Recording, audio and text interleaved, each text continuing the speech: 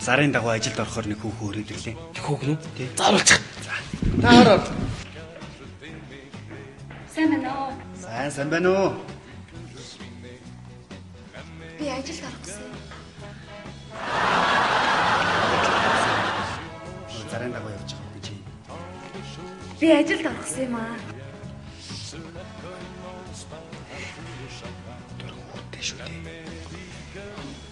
Юу?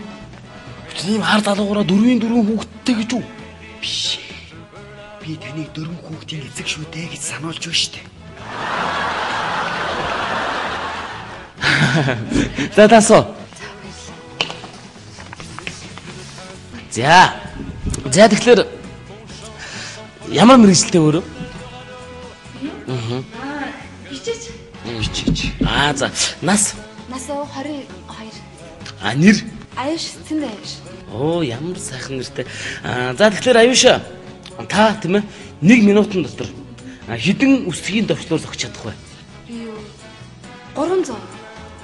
Ястаа сайн.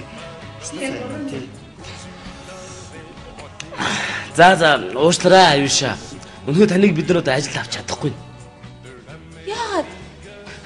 Яагаад гэвэл одоо би өөрөө бол 1 минутын дотор одоо хизээш тийм олон үг хэлж станч.